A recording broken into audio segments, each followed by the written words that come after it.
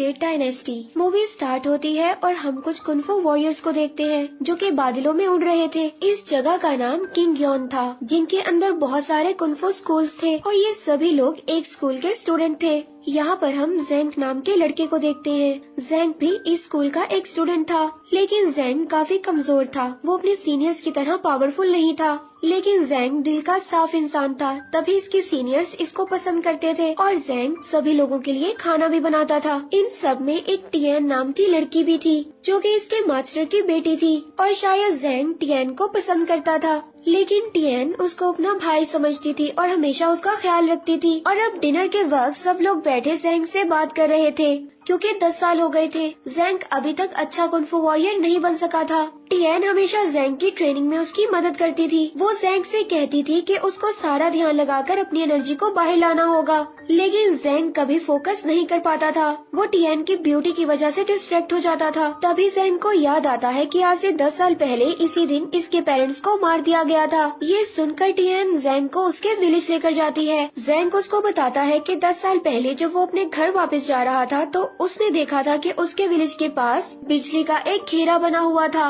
जेंग के फादर जो कि कुनफुन के मास्टर थे और वो किसी डीमन से लड़ रहे थे और उसने मास्क भी पहना हुआ था और उन्होंने डीमन को हरा भी दिया था, लेकिन लास्ट में उस डीमन ने अपनी थंडर वॉर से उन पर अटैक किया था और सब खत्म हो गया। और वो बताता है कि जब सुबह को मैं और मेरा फ्रेंड जागा तो विलेज के सभी लोग मारे गए थे, जिन लोगों में उसके पेरेंट्स भी शामिल थे। और जेंग ने तभी कसम खाई थी कि वो अपने पेरेंट्स का बदला जरूर लेगा। और तभी वहाँ पर कुनफुन के मास्टर्स आए थे और उनके साथ टियान भी थी। तभी जेंग ने मास्टर से कहा था कि वो उसे अपना स्टूडेंट बना ले ताकि वो अपने पेरेंट्स का बदला ले सके, और तभी से जेंग के स्कूल में है। और जेंग टियान को बताता है कि 10 साल हो गए, मुझे अभी भी पता नहीं चल सका कि विलेजर्स की मौत का जिम्मेदार कौन था। इसके बाद हम स्कूल को देखते हैं जहाँ पर सारे कुनफुन मास्टर्स इकट्ठा हुए थे और इनमें एक लेडी मास्टर भी थी जो सिर्फ लड़कियों को अपना स्टूडेंट बनाती थी। और यहाँ पर ये सभी लोग कुनफुन कॉन्टेस्ट की बातें करते हैं जिसमें सभी स्कूल के स्टूडेंट्स हिस्सा लेने वाले थे। तभी लेडी मास्टर कहती है कि उनकी एक स्टूडेंट शोई भी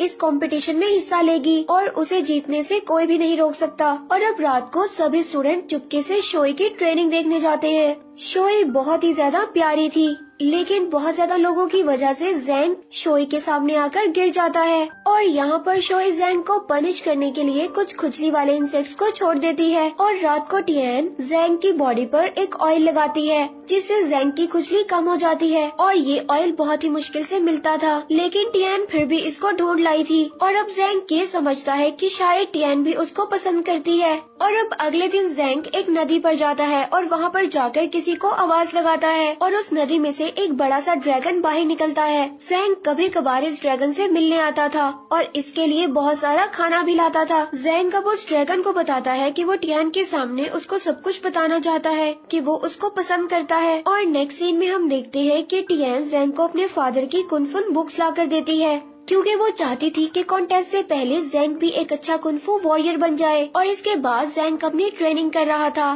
तभी जो उसके पास लॉकेट था वो चमकने लगता है और ये स्टोन उसके फादर ने दिया था और कहा था कि ये बहुत ज्यादा पावरफुल है, लेकिन ये स्टोन तुम्हें अपने कंट्रोल में भी कर सकता है, इसीलिए तुम्हें इस स्टोन को एक गहरी खाई में फेंकना होगा। और अब जब से ये स्टोन जेंग के पास था और अब फाइनली जेंग इस स्टोन को फेंकने के लिए चला जाता है, लेकिन तभी वहाँ पर एक मोंकी आकर जेंग को बहुत ज्यादा परेशान करता है और वो उसके पीछे पड़ जाता है और वो जेंग से स्टोन को लेने के लिए उसे धक्का दे देता है और जेंग एक गहरी नदी में जा गिरता है। और अब जेंग डूब रहा था, लेकिन वो स्टोन उसे पानी से बाहर ले आता है। और अब बाहर निकलते ही वो मोंकी दोबारा जेंग से वो स्टोन छीनने की कोशिश करता है और उसके हाथ पर काट भी लेता है।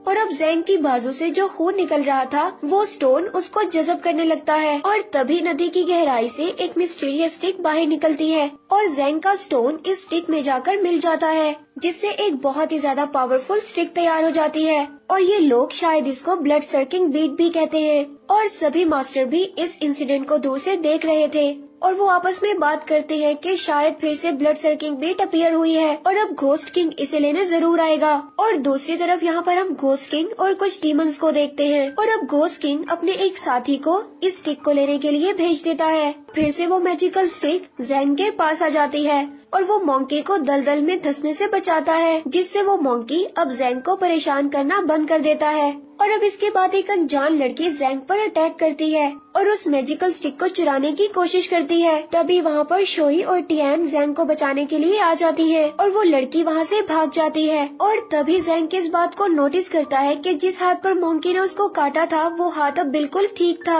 और अब इस बात का ये मतलब था कि इस मैजिकल स्टिक में हीलिंग पावर भी थी। लेकिन जैंग इस मैजिकल स्टिक के बारे में किसी को भी कुछ नहीं बताता। और फिर अगले दिन जब जैंग सो रहा था तो वो अनजान लड़की फिर से आती है और वो लड़की फिर से उस स्टिक को चुराने की कोशिश करती है। लेकिन जैसे ही वो उस स्टिक को चुरा कर भागती है वो स्टिक उसे दोबारा खींचकर जैंग के पास ही ले आती है। अब इस बात से ऐसा लगता था कि ये स्टिक जैसे जैंग से जुड़ गई हो। और इसी तरह सुबह हो जाती है और अब वो लड़की जैंग के जागने से वहाँ से भाग जाती है। अब इसके मास्टर्स जैंग को बताते हैं कि वो भी कुंफू कंपटीशन में हिस्सा लेगा। और अब इस न्यूज को सुनकर जैंग बहुत ज्यादा खुश होता है। और तभी जैंग का दोस्त भी वहाँ पर आ जाता है जो कि कंपटीशन से जुड़ी कुछ खबर को लाया था। और यहाँ पर हमें पता चलता है कि शायद टियान जैंग के फ्रेंड को पसंद करती थी। और जब जैंग टियान और अपने फ्रेंड को एक साथ देखता है तो वो बहुत ज्यादा उदास हो जाता है और उसका दिल टूट जाता है। तभी वो देखता है कि कुछ लोग उसकी तरफ भागते हुए आ रहे थे। वो लोग दरअसल उसी अनजान लड़की के पीछे भाग रहे थे। और इन सब को देखकर जैंग भी वहाँ पर भागने लगता है। और अब वो भागते भागते एक पहाड़ के नीचे जाकर छुप जाते हैं। और अब वो लड़की दोबारा उस मैजिकल स्टिक को चुराने की कोशिश करती है लेकिन वो स्टिक उस लड़की को बेहोश कर देती है। और अब शाम को जैंग उसके लिए खाना बना कर लाता है। और अब वो लड़की जैंग को मारने के लिए बिल्कुल तैयार थी। लेकिन जब वो जैंग से बात करती है तो वो अपने इस प्लान को बदल देती है और वो दोनों बहुत अच्छे दोस्त बन जाते हैं। और अब वो उसे नहीं मारती। और अब अगले दिन कंपटीशन शुरू होता है और सभी स्टूडेंट जमा हो जाते हैं। और अब मास्टर्स उनको बताते हैं कि उनमें से 63 स्टूडेंट्स को बॉल्स के जरिए सेलेक्ट किया जाएगा और जिसके पास भी नंबर 1 वाली बॉल होगी वो सीधा सेकंड राउंड में चला जाएगा। और अब बॉल्स को पकड़ने के लिए सभी कुंफू वॉरियर्स उड़ने लगते हैं लेकिन जैंग उड़ नहीं सकता था। उसको तभी एक बॉल जमीन पर पड़ी हुई मिल जाती है। इससे पहले जैंग उस बॉल को उठाता शोई अपनी बॉल से उसको बदल देती है। अब जैंग को पता चलता है कि उसे नंबर 1 बॉल मिली है। अब उसे इस कंपटीशन में लड़ना नहीं पड़ेगा। अब जैंग शोई से पूछता है कि उसने उसको नंबर 1 वाली बॉल क्यों दी, जिस पर शोई उसको जवाब देती है कि वो लड़कर आगे बढ़ना चाहती है ना कि लक के भरोसे पर। और अब नंबर 1 राउंड शुरू होता है और आधे स्टूडेंट एलिमिनेट हो जाते हैं। और अब शोई इस कंपटीशन को जीतने के लिए बहुत ज्यादा मेहनत कर रही थी जिससे उसकी बॉडी बहुत ज्यादा इंजर्ड होने लगी थी। और उसकी मास्टर उसको कहती है कि वो राउंड 2 में हिस्सा ना ले लेकिन शोई इस बात को नहीं मानती। तभी उसकी मास्टर उसको एक मेडिसिन देती है जिसे वो जल्दी हील हो जाती है। और राउंड 2 में जैंग की भी फाइट होती है लेकिन उसकी स्टिक सामने वाले को खुद ही बेहोश कर देती है और जैंग जीत जाता है।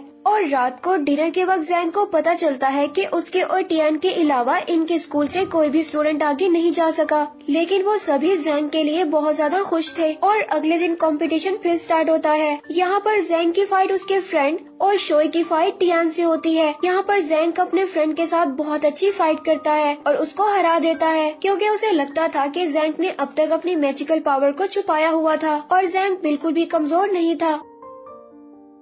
अब जैंग को भी अपने फ्रेंड की बात बुरी लग रही थी क्योंकि वो स्टिक की वजह से ही जीत रहा था तो वो अब उस स्टिक को दूर फेंक देता है। दूसरी तरफ शोई टियान को फाइट में हरा देती है और अब जैंग के मास्टर भी उसको डांटते हैं क्योंकि उसने अभी तक अपनी इन पावर्स के बारे में किसी को भी नहीं बताया था। इसके बाद जैंग का मंकी रात को उसे एक नदी के किनारे ले जाता है जहाँ पर शोई बेहोश लेटी हुई थी जो कि बहुत ज्यादा सख्त ट्रेनिंग की वजह से इंजर्ड हो गई थी। जैंग शोई को उसकी मेडिसिन देता है जिससे वो ठीक हो जाती है। और अब शोई भी शायद जैंग को पसंद करने लगी थी क्योंकि अगले दिन दोनों के दरमियान में फाइट थी लेकिन फिर भी जैंग यहाँ पर उसको बचाने आया था। और अगले दिन जैंग के मास्टर उसको कहते हैं कि वो यहाँ तक इस कंपटीशन में आ गया है, इनके स्कूल के लिए बहुत बड़ी बात है। अब जैंग जीते या हारे इससे हमें कोई भी फर्क नहीं पड़ता, बस वो यही चाहते थे कि जैंग को इस फाइट में ज्यादा चोट ना लगे। इसके बाद जैंग और शोई की फाइट स्टार्ट हो जाती है और जैंग अपनी स्टिक के बगैर बहुत ज्यादा कमजोर हो गया था और वो बुरी तरह से इंजर्ड भी हो गया था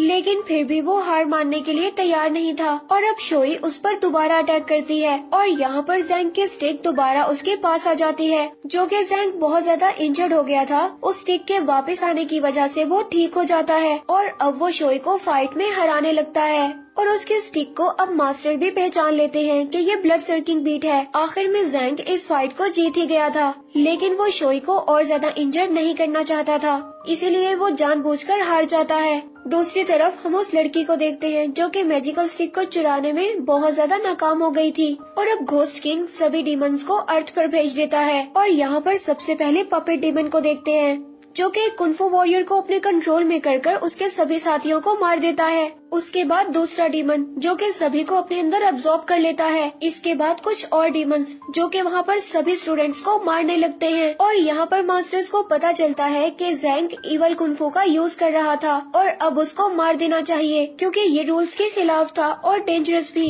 तभी ज़ैंग का फ्रेंड यहाँ पर खबर लेकर आता है कि घोस्ट किंग के डीमंस ने सब पर अटैक कर दिया है। इसके बाद ज़ैंग को कैद कर सभी यहाँ से चले जाते हैं, लेकिन तभी वो अनजान लड़की सबको अपने मैजिक से सुलाकर ज़ैंग को यहाँ से आजाद कर लेती है और उसे घोस्ट किंग के पास ले जाती है जो कि उसके फादर थे। और अब घोस्ट किंग ज़ैंग से उस मैजिकल स्टिक को छीन लेता है, लेकिन उस स्टिक में ज़ैंग का ब्लड शामिल था, इसीलिए वो स्टिक दोबारा ज़ैंग के पास चली जाती है और अब घोस्ट किंग ज़ैंग को मारने लगता है। तभी उसकी बेटी उसको रोक लेती है, लेकिन घोस्ट किंग अपनी बेटी को ही बेहोश कर देता है और अब घोस्ट किंग और ज़ैंग में फाइट होने लगती है और ज़ैंग को बचाने के लिए सभी मास्टर्स और स्टूडेंट्स आ जाते हैं। सभी कुंफू वॉरियर्स घोस्ट किंग पर अटैक कर देते हैं, लेकिन घोस्ट किंग उनको मारते जा रहा था। इधर टियान और शोई भी उस लड़की से फाइट कर रही थी, लेकिन ज़ैंग उस लड़की को बचाने की कोशिश करता है, लेकिन वो इंजर्ड हो जाती है। इसके बाद सभी मास्टर अपनी थंडर वॉर से घोस्ट किंग पर अटैक करते हैं और तभी ज़ैंग को याद आता है कि उस दिन भी उसके विलेज पर कुछ ऐसी ही बिजली चमक रही थी